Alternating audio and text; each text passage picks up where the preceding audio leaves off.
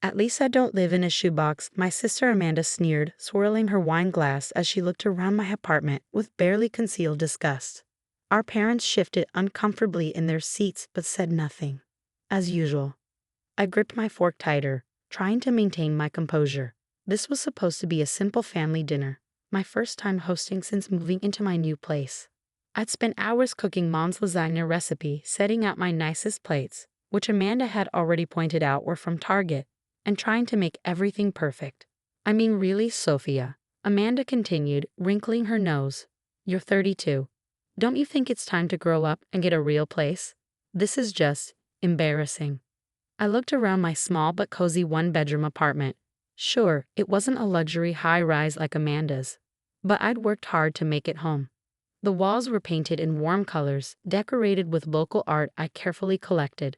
My tiny kitchen might be cramped, but it was organized and spotless.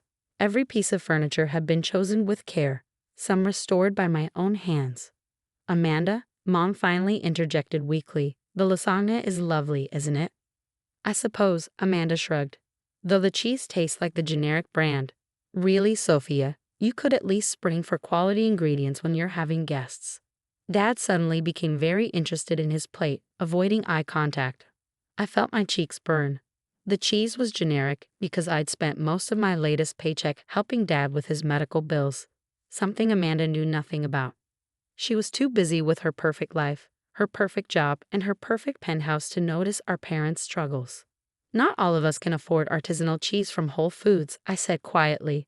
Some of us have different priorities. Amanda laughed, that sharp, cruel sound I'd grown so familiar with over the years. Oh yes, your priorities. Like that pathetic little bookstore you work at.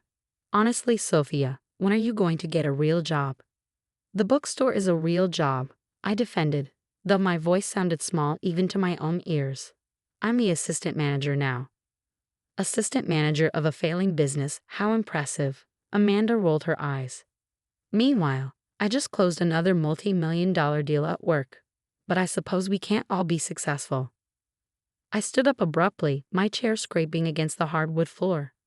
I need to check on dessert, I muttered, escaping to the kitchen. Through the thin walls, I could hear Amanda continuing her commentary.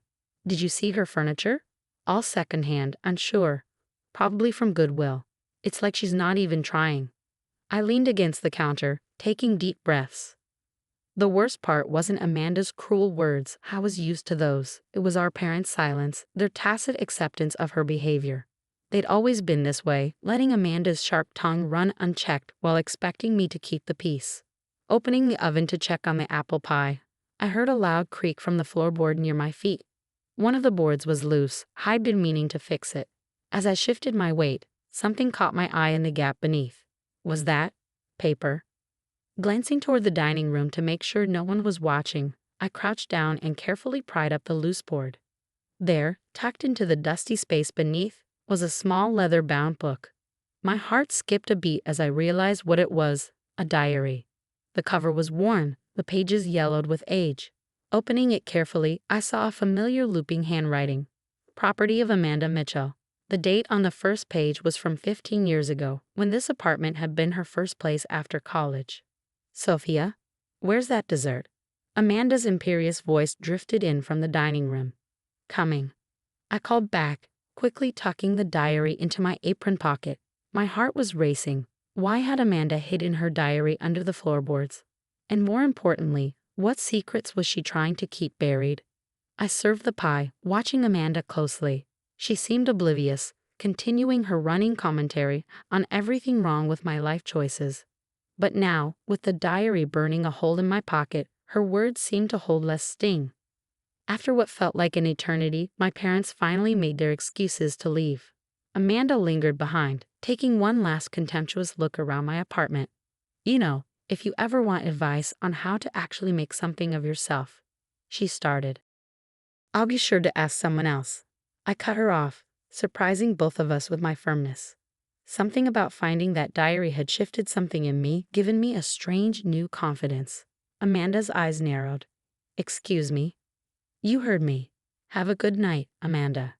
After they left, I sat on my couch, secondhand from a local vintage shop, not goodwill, and pulled out the diary with trembling hands.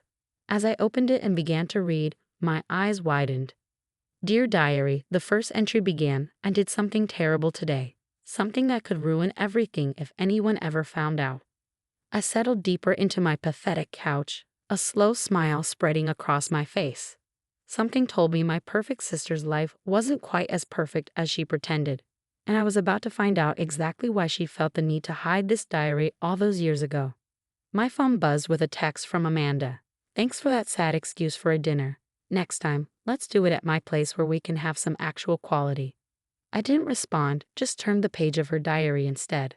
Let her think she won this round. Something told me the real game was just beginning.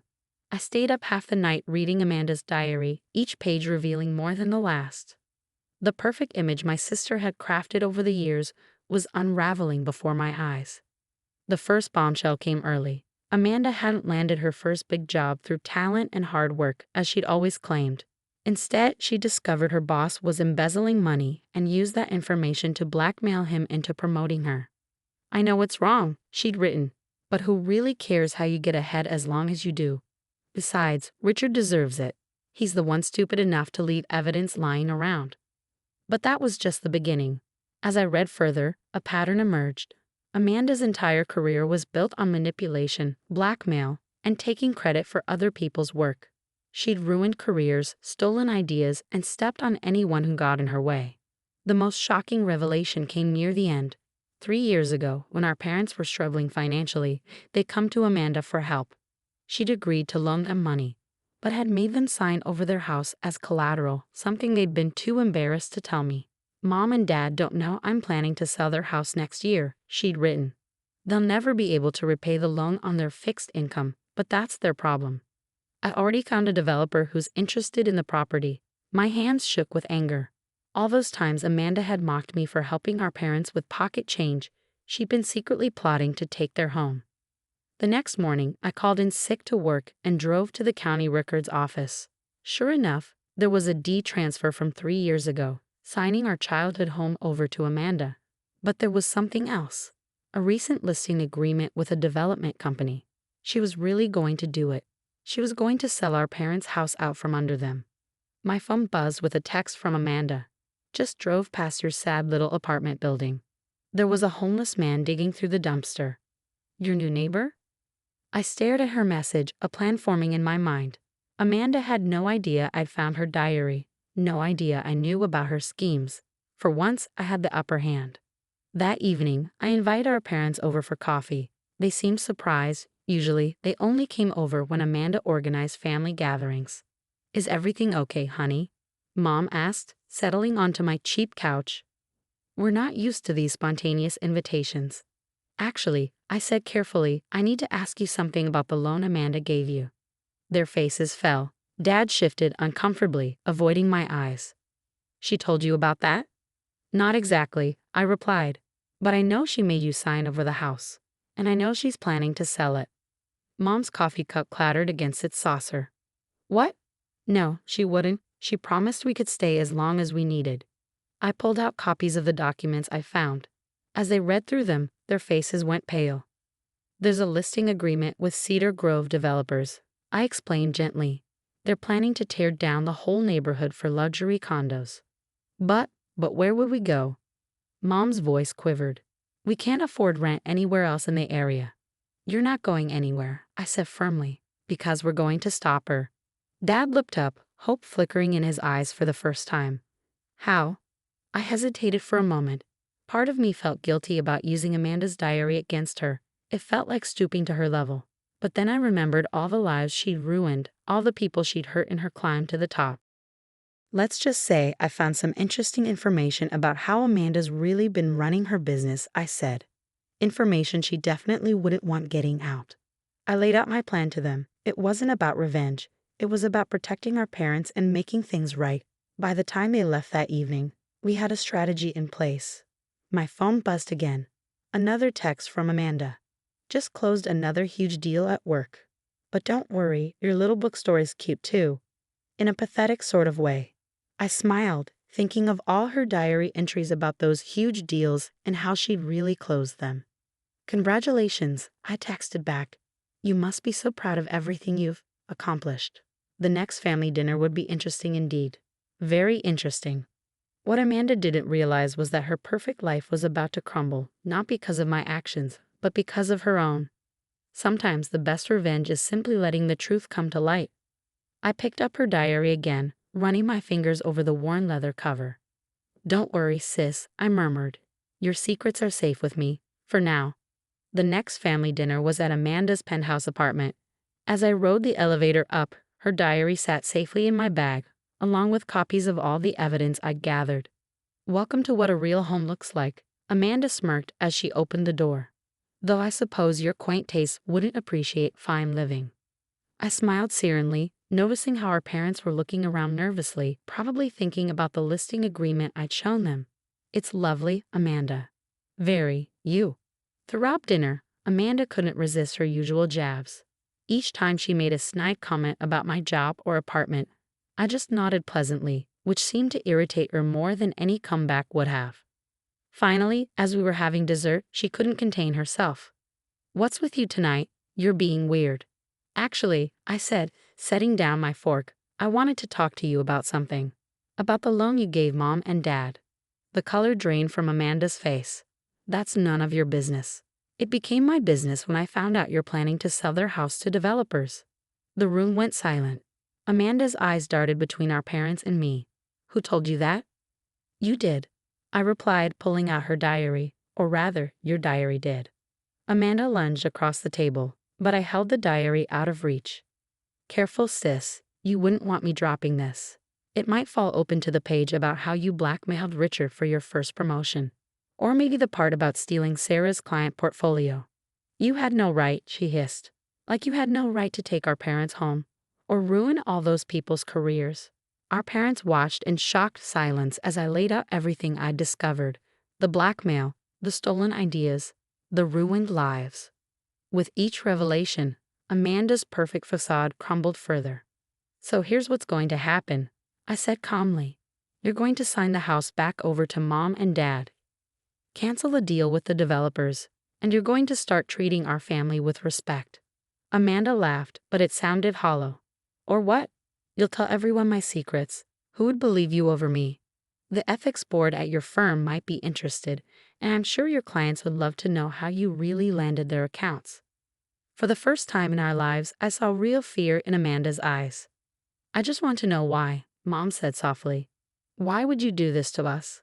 Amanda's composure finally broke. "Because I was tired of being perfect. Do you know how hard it is, always having to be the successful one? While she pointed at me, gets to be the family disappointment and everyone still loves her." I blinked in surprise. "You think everyone loves me?"